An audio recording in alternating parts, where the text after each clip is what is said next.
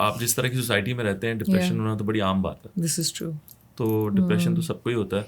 In fact अब depression के बारे में बात होनी शुरू हो गई है, या अभी भी कई घरों में अगर कोई बच्चा कहे कि यार मुझे डिप्रेशन है, तो घर वाले कहते हैं ये नई अब चीज़ आ गई है, बच्चों को डिप्रेशन. बच्चों का डिप्रेशन से क्या ताल्लुक है? तो उनके ख्याल में डिप्रेशन होना चाहिए 70 साल के बाद या 60 साल के बाद. तो अभी तक डिप्रेशन के बारे में पता भी ज़्यादातर लोगों को नहीं. एंजाइटी और डिप्रेशन में भी फ़र्क नहीं पता. तो अभी बड़े पीछे हैं हम लोग इस सारे मामले में.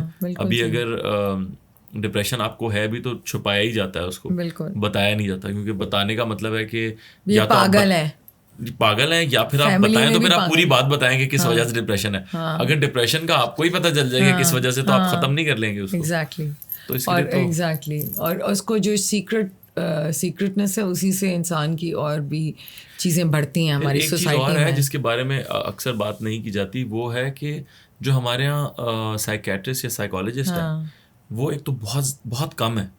दूसरा जो हैं वो आधे से ज़्यादा बस मनी मेकिंग मशीन्स हैं. आधे से ज़्यादा तो ऐसे है कि उन्होंने बस एक फार्मूला पकड़ा हुआ है, उनके पास 2-3 दवाइयाँ हैं, और उनके पास ये है कि बस आप मुझे 1 घंटा दें, उसमें मुझे इतने पैसे दें और मैं आपकी सारी कहानी सुनूंगा.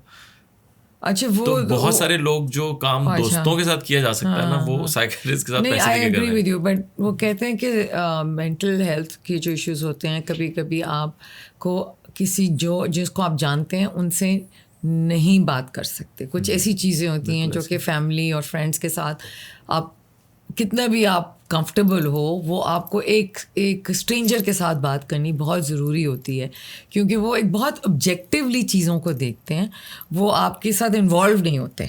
मगर ये जितनी ज़रूरी चीज़ है, इस पे उतना काम नहीं किया जाता. हमारे यहाँ हार्ट सर्जन्स बहुत होंगे शायद, लेकिन साइकोलॉजिस्ट उतने नहीं है या साइकेट्रिस्ट उतने नहीं है. और ये रूट कॉज है जो बाकी सारी चीज़ें हम बुराइयां माशरे में देख रहे हैं उसकी.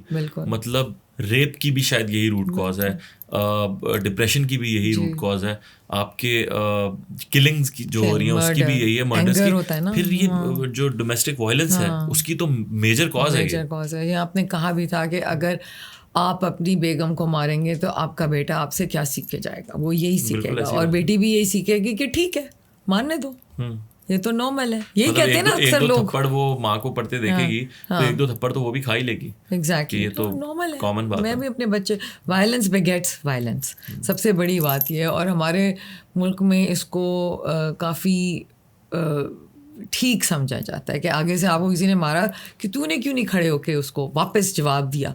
हाँ, मुंह तोड़ जवाब देना चाहिए था. बट समझ नहीं आती कि आप अगर आप इंटेलिजेंट इंसान हैं तो आप उसको डिफरेंटली हैंडल कर सकें. मारपीट से नहीं हैंडलिंग होती चीज़ों की. तो ये एक बहुत सीरियस बात है मेंटल हेल्थ. और फिर मैंने अक्सर देखा कि मैं तो आपको आई थिंक 2015 से ही जानती हूँ, जो मैंने आपको 2013 में देखा था प्ले में. 2013 में किया था आपने प्ले. हाँ, तो वो भी 10 साल हो गए.